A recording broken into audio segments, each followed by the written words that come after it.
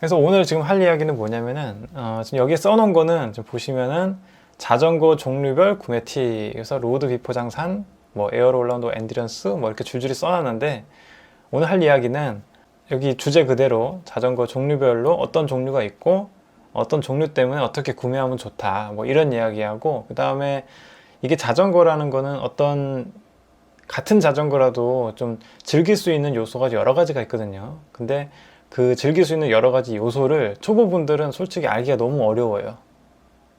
그래서 그런 부분에 대한 이야기까지 해가지고 한번 그냥 쭉 한번 좀 풀어보겠습니다. 그래서 어차피 제 영상을 많이 보시지 않기 때문에 그냥 초보분들이 이런 쪽으로 관심이 있는 분만 어차피 들을 걸로 예상이 되기 때문에 한번 그냥 편하게 막 어떻게 막 인터넷 찾아가지고 자료 조사하고 막 이렇게 만드는 게 아니라 그냥 막 한번 이야기 한번 해볼게요. 제가 알고 있는 그대로. 그래서 내용이 맞을 수도 있고 다른 사람이랑 생각이 다를 수도 있고 내용 자체가 틀릴 수도 있어요. 그걸 감안하셔가지고 들어주시면 정말 감사하겠습니다. 자, 일단 종류가 엄청 많아요. 그죠? 뭐 로드 있고 비포장 산 나눠놓은 것도 그런데 거기에 또 에어로 올라운드 엔듀런스 CX 그래블 하드테일 막 줄줄이 많잖아요. 자, 이렇게 로드 비포장 산 나눠놨는데 일단 사람들이 가장 로드를 많이 타기 때문에 일단은 로드부터 하겠습니다. 제가 얼마 전에 이제 에어로 올라운드 엔듀런스를 좀 정리를 해둔 게 있는데 그것도 솔직히 다 다룬 건 아니에요. 그냥 이제 몇 가지 그냥 특징을 나름대로 정해놓고 이야기를 했는데, 이번에는 좀 그냥 직설적으로 좀 편하게 좀 이야기를 해보겠습니다. 일단 로드라고 할 만한 건 솔직히 요 세 가지예요. 뭐 이런 거 다 섞어서 될 게 아니고 에어로 바이크, 올라운드 바이크, 엔듀런스 바이크 세 가지입니다. 그리고 그전 영상에도 말씀드렸지만은 이걸 구매하는 기준은 뭐 속도가 빠르다 느리다 이런 게 아니고 타는 자세예요. 자세를 이제 에어로하게 타느냐, 좀 중간 정도로 타느냐, 아니면 좀 더 편하게 타느냐, 자세의 차이입니다.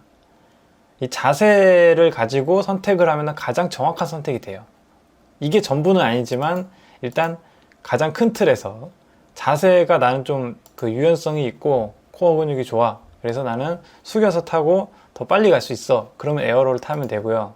그러니까 자전거가 얄쌍하게 생겨서 에어로를 탄다, 이런 얄쌍하게 생겨서 바람 저항을 덜 받기 때문에 내가 타더라도 같은 자세로 타더라도 더 빠를 것이야 하고 에어로를 사면 안 되고, 그게 아니라 어떤 자세를 유도해주는, 에어로 자세를 유도해주는 거는 요거고 엔듀런스 자세를 유도해주는 거는 이거예요. 이걸로 일단 고르시면 돼요. 그러면은 선택할 확률이 굉장히 높습니다. 자, 근데 또 여기서도 약간 나뉘어요. 하나는 에어로하고 올라운드는 둘 다 레이스 성향이에요. 이게 둘 다 레이스 성향이고, 엔듀런스는 뭐 그렇다고 레이스가 안 되는 건 아니에요. 얘네들 셋이 다 같이 라이딩 가능합니다. 일반적인 환경에서는 뭐 진짜 막 선수급으로 하지 않는 이상, 저도 엔듀런스를 타고 꽤 오래 다녔거든요. 엔듀런스를 진짜 몇 년 동안 탔기 때문에 정확하게 알고 있습니다. 엔듀런스를 타도 에어로 올라운드와 같이 라이딩 하는데 아무 문제 없어요. 전혀 차이 없으니까 뭔가 그 광고 문구에 현혹되지 마세요. 에어로 탄다고 빨라지는 거 아니고요. 엔듀런스 타다고 느린 거 아니에요. 에어로 올라운드, 엔듀런스 셋 다 같이 라이딩 가능하고 전혀 문제 없습니다. 근데 차이를 두면은 이렇게 차이를 둘 수가 있어요. 두 개 나눠서 차이를 둘 수가 있어요.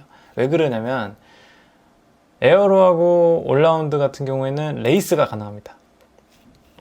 엔듀런스 같은 경우에는 일반적으로 빨리 고속으로 주행이 가능하지만 경쟁을 위한 정말 그 자기 한계까지 밀어붙이는 데는 조금 부족해요. 이유는 두 가지죠. 하나는 자세가 안 나와요. 일단 자세가 좀 수그리가 돼야 돼요. 좀 그래야지 바람 저항도 덜 받고 힘도 잘 쓸 수가 있어요. 근데 엔듀런스는 그게 좀 상대적으로 불가능하죠. 약간 그 핸들바하고 스템을 좀 개조를 해가지고 좀 더 세팅을 바꿔가지고 에어런 자세를 만들 수도 있기는 한데, 굳이 뭐 초보자분들이 그런 거 살 때 처음부터 막 세팅을 바꾸려고 생각하진 않잖아요. 그래서 만약에 나는 지금 유튜브 영상 보면 이제 동호인들도 막 그 대회 나가서 경쟁하고 하잖아요. 그런 쪽으로 진짜 요만큼이라도 관심 있다, 나는 운동적으로 조금이라도 요만큼이라도 관심 있다 하시는 분들은 엔듀런스 절대 사면 안 돼요. 에어로나 올라운드 중에 구입을 하시면 됩니다. 이렇게 구입을 하면은 에어로를 사도 다 뭐 어필 다 정복 가능하고요. 올라운드를 사도 평지에서 다 잘 탈 수 있어요. 그렇기 때문에 자기가 좀 기록이나 아니면은 대회나 이런 데 관심 있으면 에어로하고 올라운드를 사면 된다. 그럼 엔듀런스는 어떤 사람이 사면 되냐? 엔듀런스도 충분히 빠르다는 거 분명히 말씀드렸고요. 근데 이제 좀 그게 자세가 안 나오는 사람들 많이 있어요. 저도 그렇고 일반 제가 보면은 한 20, 30% 분들은 저처럼 유연성이 굉장히 안 좋기 때문에 아무리 오래 타더라도 올라운드나 에어로 자세가 안 맞아요. 레이스 자세를 하면 불편해요.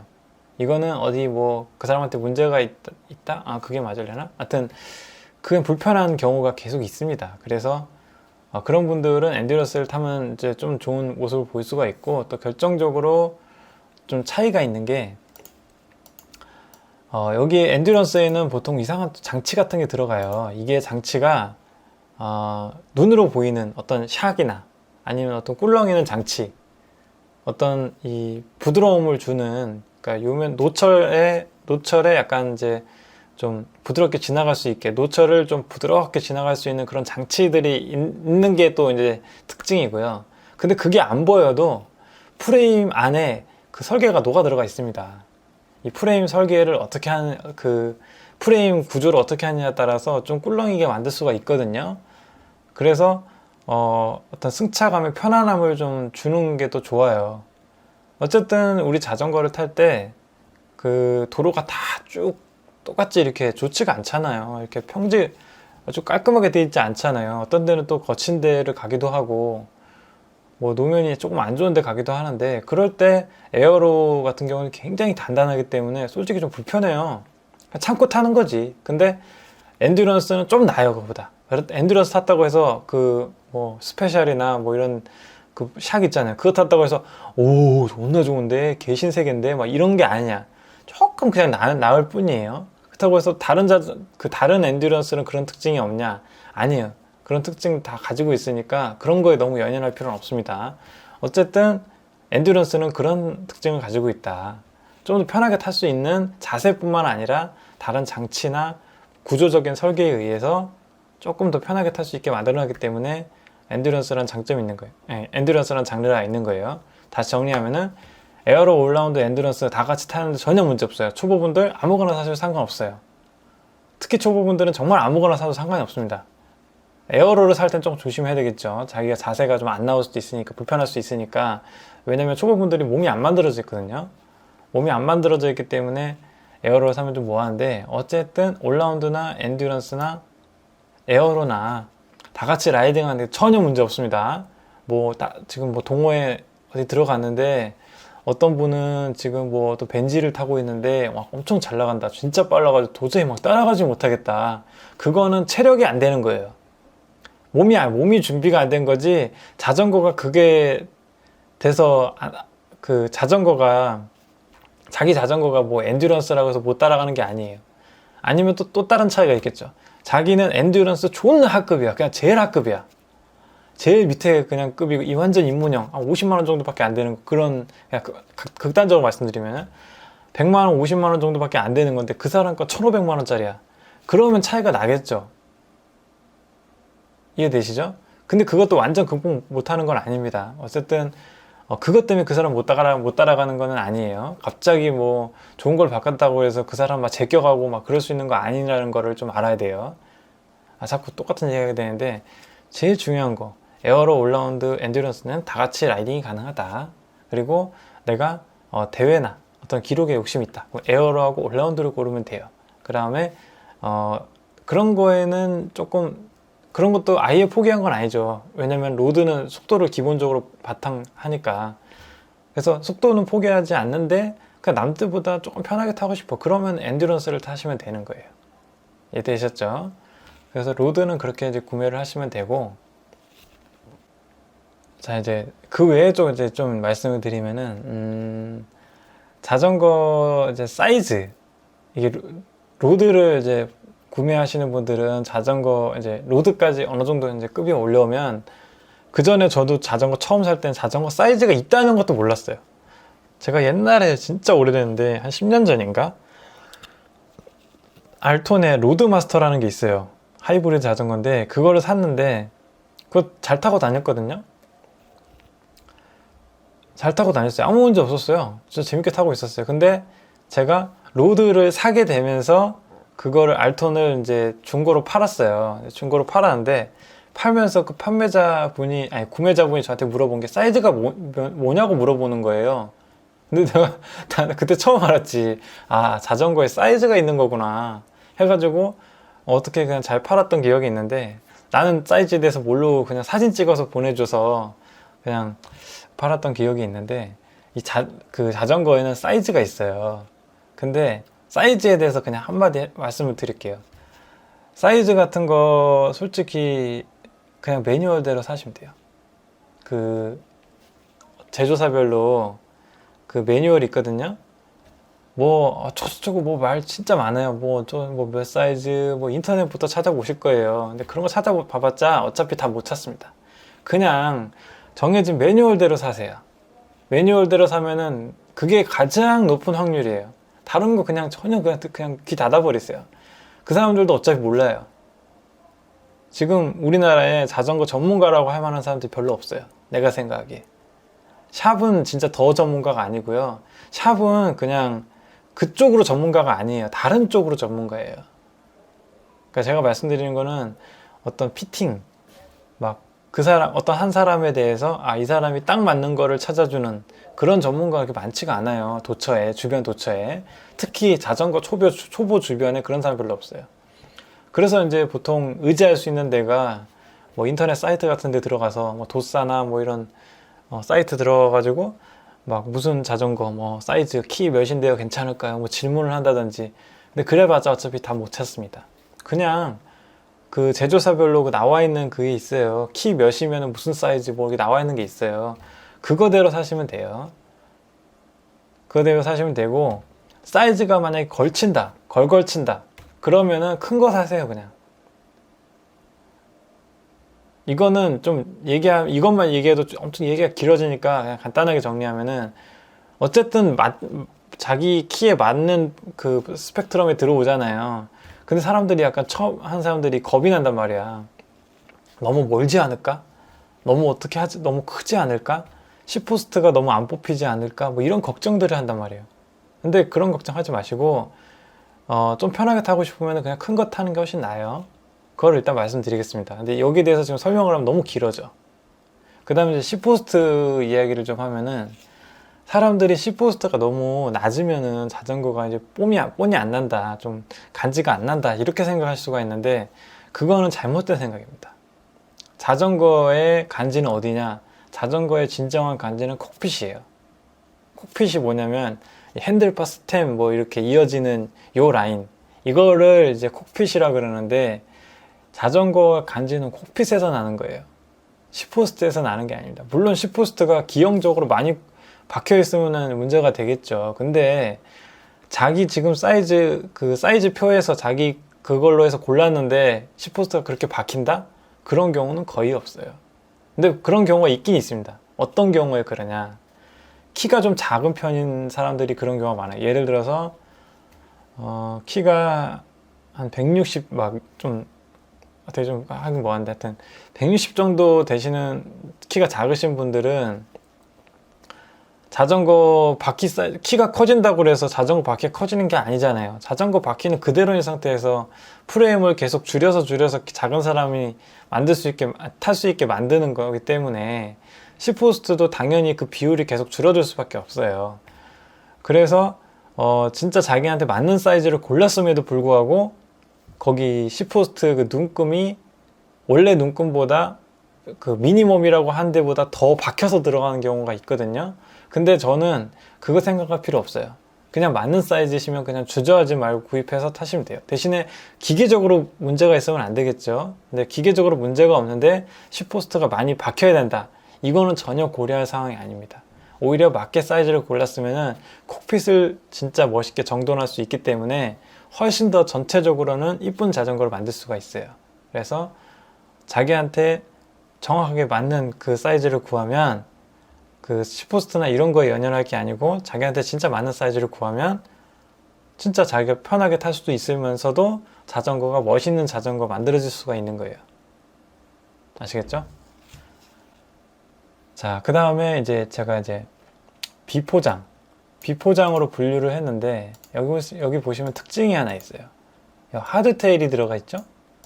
근데 이 하드테일이 뭐냐? MTB. 우리가 흔히 말하는 MTB예요. 근데 사람들이 일반적으로 MTB에 대해서 잘 모르시는 분들은 MTB 하면 뭐냐? 그냥 하드테일.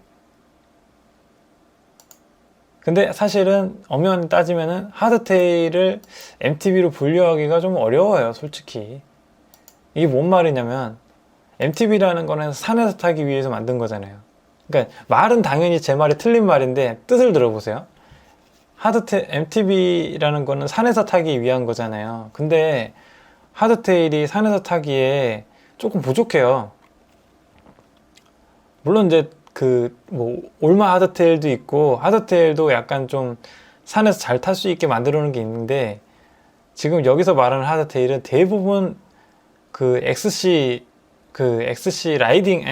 레이싱을 위주로 보통 제조사에서 제작이 돼요. 근데 보통 사람들이 내가 이제 MTB 한번 타볼까 해서 구입하는 게 대부분 다 그런 거 사요. 다른 거 사는 게 아니라 잘 모르잖아. 그 다음에 잘 모르고 걱정되니까 가변 시포스도 없고, 그 다음에 뭔가 얄쌍하고 로드처럼 무겁지 않은 거 딱 들어보고 무거워 하면 안 사는 그런 경향이 있거든요. 로드 타시던 분이 MTB를 살 때. 근데 그래서 보통 하드테일을 사게 돼요. 하드테일은 거의 로드급으로다가 가벼워졌어요, 요즘에는. 비싼 거 사면은 한 8, 9kg 해요. 그럼 8, 9kg라는 거는 웬만한 로드보다는 조금 무거운 건 맞지만은 하여튼 진짜 들어보면 진짜 가벼워요. 하여튼 어쨌든 제가 하고 싶은 얘기 뭐냐면, 초보자분들이 이런 하드테일을 샀어요. 얄쌍한 걸 샀어. 그리고 나서 이제 산에를 간다고 가요. 그러면은 산이라는 거 대부분이 뭐냐? 갈 수 있는 산이 이제 정확하게 따지면 산 자체가 아니라 임도죠, 임도. 임도를 가게 돼요. 근데 임도를 가게 되면 어떤 현상이 벌어지냐? 일단 어필 올라가는데 존나 힘들어. 근데 그거는 참을 수가 있어. 근데 보통 우리나라 임도가 어떻게 만들어져 있냐면, 돌 같은 거를 산을 이렇게 부셔가지고 길을 만드는 경우가 많아요.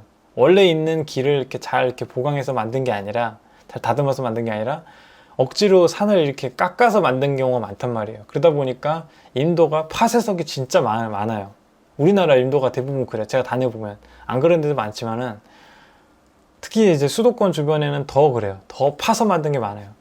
그럼 가면 파쇄석이 진짜 많아가지고, 하드테일에 달려있는 타이어하고, 그 하드테일의 지오메트리하고, 그 하드테일이 받아줄 수 있는 그 용량이, 초보자분들이 그걸 탔을 때 이거를 적응 못하는 경우가 많아요. 재미를 잘 못 느껴. 왜? 계속 덜덜덜 하면서 가야 되니까. 그래서 제가 사실은 비포장에 넣습니다. 그러니까 엄연히 따지면 비포장 도로죠. 비포장 도로를 주행할 수 있는 게 이제 CX, 그래블, 하드테일, 요렇게 그래서 같이 분류를 한 겁니다. MTB인데 왜 산에다 안 하고 왜 이렇게 했냐 라는 말이 나올 것 같아서 좀 간단하게 설명을 좀 했어요. 근데 이걸 표현하기를 비포장이라고 좀 애매하게 좀 표현을 했단 말이에요. 근데 왜 그러냐면, 사실 우리나라는 도로하고 산밖에 없어요. 비포장길이라고 해서 이렇게 달릴 만한 데가 있긴 있겠죠. 근데 제가 라이딩 지금까지 생활해 봤을 때 그런 길을 갈 일이 별로 없어요. 그래서 비포장길이 애매한 말이 돼버리는 거죠. 그냥 도로를 가든지 산을 가든지 둘 중에 하나인데, 근데 비포장을 해놨냐? 산을 제대로 탈 수 있는 게 아니라 그냥 지나갈 수 있다, 요렇게 생각하시면 돼요. 막 광고 같은 데는 이렇게 표현을 하잖아요. 막 CX 그래블 하드테일 타고 산을 그냥 도로도 엄청 빨리 달렸다가 산에서도 엄청 빨리 가고 막 날아다니고 그러잖아요. 현실은 전혀 안 그래요. CX 그래블 하드테일 가지고 초보자분들한테 일반 임도 한번 경험시켜 주잖아요. 그럼 이 자전거로 여길 타는 게 맞나? 이런 생각을 할 정도로 아마 깜짝 놀라실 거예요. 물론 이제 몇 번 타다 보고 적응하시면은 다 문제없이 타시겠지만, 그만큼 이 임도나 이런 산을 타기에는 아주 부족한 스펙이에요. 근데 도로도 같이 타야 되니까 이렇게 만들었겠죠. 그러니까 요즘에 이제 그래블이 유행했지만 그 전에들도 선구자들 다 있었습니다. 저도 옛날에 그래블 타봤고 거의 생긴 거는 이제 그건데 그 로드인데 이걸 MTB처럼 개조해서 타보기도 해봤고 다 해봤는데 이거에 대해서 정확한 이해 없이 이걸 들어가게 되면 도로에서 로드보다 속도 안 나고 산에서 MTB보다 재미없고 이렇게 받아들이게 된다고요. 그러니까 다른 사람들하고 섞이지를 못해요. 물론 같은 사람들하고 다니면 잘 탈 수 있겠지. 근데 다른 사람들하고 같이 탔을 때 재미가 없는 거예요. 그래서 애매하게 돼버리는 거지. 근데 개념을 그렇게 보면 안 됩니다.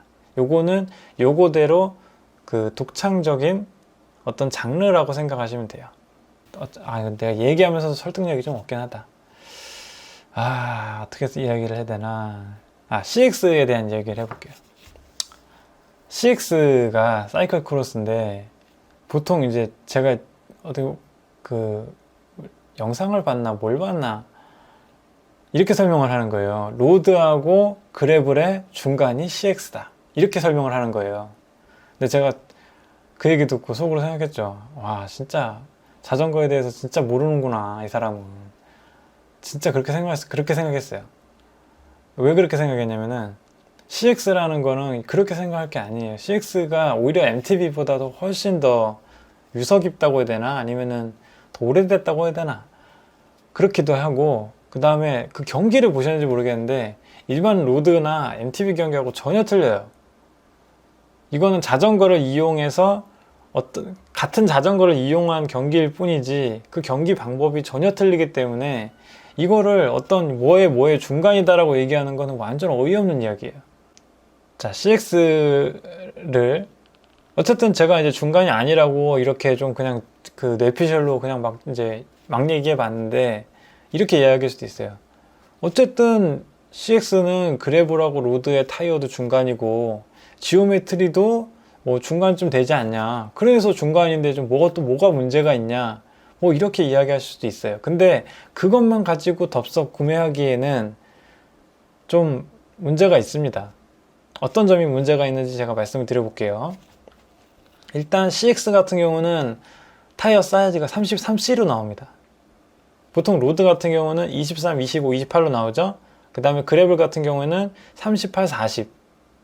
좀 이제 극단으로 만들면 45, 아니면 좀 얄쌍하게 만들면 35 이렇게 나오는데 대체로 요즘 표준은 40이에요. 그 다음에 로드는 뭐 굳이 딱 찍으면 한 25 정도가 표준이라고 말씀드렸죠. 25, 28 정도가 표준이고요. 그래서 CX가 33이니까 중간이다라고 얘기를 하는 거예요. 근데 그거 아니에요. CX가 33인 이유는 그 사이클 크로스 경기 규칙 자체가 33C밖에 못 쓰게 돼 있기, 33C까지밖에 못 쓰게 돼 있기 때문에 33C인 거예요. 이거를 원래부터 그냥 33이었던 거예요, 얘는. 그래블하고 로드의 중간이 아니었고, 얘네들이 뭐 23을 쓰든 아니면 그래블이 뭐 40을 쓰든 50을 쓰든 그런 거 상관없이 원래 옛날부터 33이었다고. 무슨 얘기인지 알겠어요? 자, 그 다음에 여기서 주의할 거 뭐냐. 33C를 가지고 비포장 도로를 가는 게 어려워요.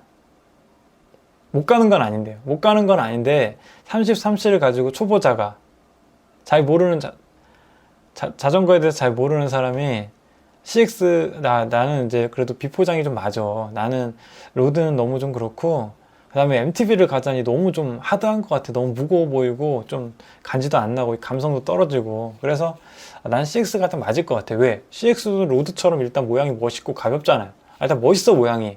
그 다음에 바퀴가 너무 과하지 않아. 그래서 그것만 보고 사면은 절대 안 돼요. 왜? 33C 가지고 우리나라 인도 지나갈 수 있다고 별로 없어요. 지나는 가겠지. 근데 가면서 얼마나 불안에 떨면서 가는지 아세요? 이거는 말로 설명해야 되는데 그냥 한번 가보세요. 그냥 진짜 힘들어. 무조건 타이어를 바꾸게 돼 있어요. 근데 타이어를 바꾼다. 그것도 생각 잘해야 됩니다. 요즘은 그래도 진짜 다행인 게 이 휠들이 다 뚱림으로 나와요. 다 그 용량이 크게 나온단 말이에요. 그래서 타이어를 크게 하는데 무리가 없어요. 근데 옛날 CX 같은 경우는 그렇지 않았단 말이에요. 그렇기 때문에 그걸 조심해야 되는데 이건 조심해서 하는 게 아닌가? 어쨌든 제가 하고자 하는 얘기가 뭐냐면 이 바퀴 규격 그리고 이 타이어를 커버하는 타이어를 얼마큼 두꺼운 것까지 쓸 수 있느냐 뭐 이런 거를 이제 타이어 클리어런스라고 해야 되는데 이 타이어 클리어런스가 안 맞을 수도 있고, 그 다음에 바퀴도 그 더 두꺼운 바퀴를 못 쓰는 그런 환경일 수 있단 말이에요. 근데 요즘에는 잘 나오긴 했더라고. 그럼에도 불구하고 왜 33으로 나눈 이유는 CX의 정체성을 살리기 위해서 그냥 33C로 놓은 거예요. 사실 더 그 적합한 사랑 라이딩 하려면은 더 큰 걸 써야 됩니다. 하여튼 말하다 보니까 말을 이렇게 잘하지는 못하겠네요. 막상 생각나는 건 존나 많은데 이게 말로 잘 안 나와. 그래서 나온 게 그래블이에요. 그런 단점들을 다 커버해 주는 거예요. 그 다음에 또 말씀드릴 게 CX에 대해서, CX에서 또 말씀드릴 거면 기어비예요. 기어비를 보시면은 이거 어쨌든 자전거 초보분들은 이 기어비가 다 잘 나왔겠지 생각하는 거지, 기어비가 뭔지도 모른단 말이에요. 근데 CX 같은 건 어떻게 생겼냐, CX 기어비를 다 보면 이게 진짜 애매한 기어비거든요. CX 그러니까 앞에 4636인데 어차피 그렇게 이야기도 좀 이해하실 수 있을지는 모르겠어요. 그 큰 체이닝일수록 기어비가 높아지기 때문에 이게 그 더 빨리 달릴 수 있는, 더 고속에 맞춰지는 거고요. 체이닝이 작으면 작을수록 기어비가 낮아지기 때문에 어필을 올라가는데 좀 더 많은 이제 기어비가 돼 있는 거죠. 준비가 돼 있는 거죠. 더 높은 경사를 오를 수 있게 준비가 돼 있는 거죠. 근데 CX 같은 경우에는 비포장 도로를 간다면서 기어비가 로드보다 더 빡빡해요. 로드보다 더 어필을 하기 힘든 기어비예요. 그거 이상하지 않아요? 그래서 보통 지금 어차피 초보분들이 들으시는 건데 이게 지금 이해가 안 되실 수 있는데, 로드보다 더 산악지형을 갈 수 있게 만들어 놓게 타이어는 만들어 놨는데 산을 갈 수 없는 기어비예요. 지금 만약에 CX 정통 CX로 딱 나온 걸 가지고 산을 가잖아요. 무조건 내릴 수밖에 없어요. 왜? 기어비가 너무 높아가지고 이게 우리나라의 특유의 그 인도 높은 경사를 감당을 하지 못한단 말이에요. 그래서 대부분 CX를 산 사람들은 타이어도 바꿔야 되고, 타이어 휠셋도 바꾸고, 또 기어비도 바꾸게 돼요. 그래야지 정상적으로 그 운용이 가능하단 말이에요. 근데 그렇게 따지면은 그냥 처음부터 그래블을 사면 되는 거잖아요. 그죠? 이게 바로 CX 살 때 주의점이라는 거예요. 그리고 또 주의할 점이 뭐냐면은, 지금까지 이야기를 했는데 가장 쉽게 이제 정의할 수 있는 거는, CX는 CX 경기를 하기 위한 레이싱 자전거고, 그래블은 어떤 대회나 어떤 기록을 위해서 만들어진 자전거가 아니라 여행용, 여가용, 재미, 이런 개념으로 생각을 하시면 돼요. 그렇기 때문에 그래블 같은 경우는 이제 여행을 할 수 있게, 비포장 도로도 가능하고 비포장 도로를 간다는 건 여기저기 잘 많이 다니라는 소리잖아요. 그래서 그런 걸 갈 수 있게 이렇게 여기저기 짐을 이렇게 잘 적재할 수 있게 어떤 장치들이 많이 돼 있어요, 그래블에는. 근데 CX에는 그런 게 하나도 없어요. 오히려 CX에는 물통 케이지도 원래 안 다는 게 정석이에요. 왜냐면 CX 경기하면서 물통 케이지에서 물 꺼내서 마시거나 그러지도 않거든요. 왜냐면 어깨에 들쳐매야 되는 경우도 많고. 그래서 CX에는, 모든 CX가 그런 건 아니지만 대체로 정통 CX에는 그런 장치가 하나도 없습니다. 잡다구리한 거 달릴 수 있는 그런 장치가 없어요. 그래서 CX를 살 때 주의할 점은 세 가지다. 하나는 바퀴를 갈아야 될 경우가 있다. 두 번째는 기어비를 통으로 갈아야 된다. 아니면은 조금 기어비를 손으로 봐야 된다. 그다음에 세 번째는 여행용 그런 장치를 다는 게 부족하다. 그런 점이 있어요. 근데 이거를 다 개선을 하잖아요. 그냥 그래블이 돼버려요. 그래블이라고 CX보다 지오메트리가 더 빨리 갈 수 없는 지오메트리가 그런 거 아니에요. 지금 그래블이 어떻게 보면 정리가 안 돼 있고 어떻게 보면 굉장히 다양해요. 어떤 거는 거의 로드 못지않은 그 지오메트리를 가진 그래블도 있고요. 그 다음에 또 어떤 거는 완전 거의 준 MTB야. 앞에 생긴 것만 그냥 그 드롭바가 달려있을 뿐이지 사실상 MTB라고 봐도 될 정도의 그런 포지션을 가진 그래블도 있어요. 그렇기 때문에 CX를 굳이 그 중간 단계라는 이야기만 듣고 어설프게 그 CX를 갈 이유가 없습니다. 그래서 보통 내가 봤을 때는 이제 그래블이 그냥 맞아요, 사실상. 근데 그 도로의 비중이 상당히 높고 사실상 우리나라 제가 라이딩 패턴을 보면은 비포장 도로까지 섞어서 다닐 일이 사실 그렇게 많지 않더라고요. 지방에 살면 그걸 모르겠는데 수도권에 솔직히 라이더가 많이 몰려있고 수도권 라이딩 특성상 대부분 로드나 MTB 이렇게 다 나눠져 있기 때문에 어떤 모임에 참석을 하더라도 로드 모임은 계속 로드만 타게 되고 MTB 모임은 계속 MTB만 타기 때문에 좀 안 맞아요. 그래서 제가 봤을 때는 그래도 이런 쪽으로 가고 싶다 그러면 그냥 그랩을 사시는 게 맞을 거예요. 그리고 그랩을 살 때 이제 그랩으로 넘어가면 그랩은 뭐 다 좋아요. 뭐 다 좋은데 제일 중요한 건 이제 그랩을 해서 알아야 될 게 저는 두 가지가 있어요. 두 가지가 있다고 생각을 해요. 뭐냐면 자, 첫 번째 이제 그랩을에 대해서 알아야 될 게 뭐냐. 그래블에 대해서 알아야 될 거는 첫 번째는 지오메트리다. 또 지오메트리인데 이게 왜 말씀드리냐면 요즘에 그래블이 굉장히 다양하게 나오기 때문에 이게 종류가 여러 가지예요. 어떤 그래블은 거의 로드에 준하는 지오메트리를 가지고 있어요. 그래서 타이어만 로드로 갈아주면은 로드랑 비슷하게 달릴 정도의 수준이 돼버리는 거예요. 뭐 무게나 어떤 그 구조물의 이런 프레임 구조물 그 상관관계에 따라서 조금 다른 성능은 나올 수 있을지 모르겠지만 어쨌든 그 로드에 가까운 지오메트리가 나오는 반면에 이게 소부분들은 이거 봐가지고 모양만 봐가지고 잘 몰라요. 근데 로드하고 똑같이 생겼는데 타보면 이게 뭐야 이거 좀 되게 편하네 생각이 들면서 동시에 되게 안 나가네 이런 거를 좀 받을 수 있을 거예요. 그래서 그런 점이 있으니까 그거를 잘 생각을 하셔야 된다는 게 첫 번째 좀 주의할 만한 포인트고, 두 번째는 이 비포장 도로를 제가 CX 그래브 하드테일을 다 묶어놓은 이유 중에 하나인데, 비포장 도로 핵심은 타이어예요. 이 타이어가 속도도 만들고 승차감도 만들어내는 겁니다. 근데 보통 이게 그 초보자분들은 그냥 타이어를 빵빵하게만 넣지 이거를 바람을 공기압을 몇을 맞춰야 이 지형에 가장 적합한가 이런 거에 대해서는 고민하지 않는단 말이에요. 근데 그거에 대한 고민이 가장 많이 필요한, 어떻게 보면 그 MTB보다 더 많이 필요한 장르가 이거예요. 왜냐면 밸런스를 진짜 잘 맞춰야 되거든. 공기압을 너무 풀어놓으면 산에서는 편할지 모르겠는데 도로에서 너무 안 나갈 수가 있어요. 그 다음에 공기압을 너무 빵빵하게 넣으면은 뭐 속도는 잘 날 수 있을지 모르겠는데 그 임도 올라가면 뭐 개판이죠. 그냥 막 탱탱탱탱 튕겨가지고 그냥 뭐 제대로 탈 수가 없어요. 이거는 하드테일도 마찬가지예요. 하드테일이 아무리 MTB라고 하지만은 하드테일 예를 들어 볼게요.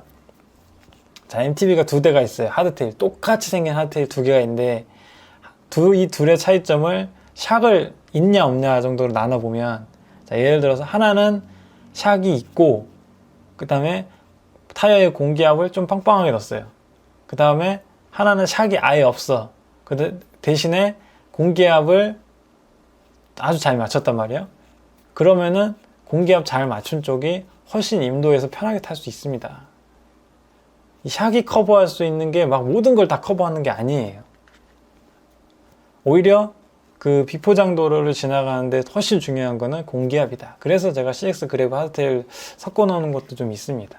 그래서 이 그래블은 구입할 때 내가 타이어를 어느 정도 수준까지 할 것이냐, 이거를 MTB처럼 만들어 가지고 도로에서는 조금 느리지만 그 임도에서는 되게 편안한 여행이 될 수 있게 할 것이냐, 아니면은 그냥 다 밸런스를 맞출 것이냐, 아니면은 좀 비포장 도로의 비포장 도로는 그냥 참고 지나가는 정도고 도로가 아무래도 많다 보니까 뭐 도로를 좀 많이 할 것이냐, 뭐 이렇게 이제 그 자기만의 생각이 필요한 거죠. 그래서 아마 그랩을 사시는 분들은 타이어를 좀 많이 바꾸는 걸로 제가 알고 있습니다.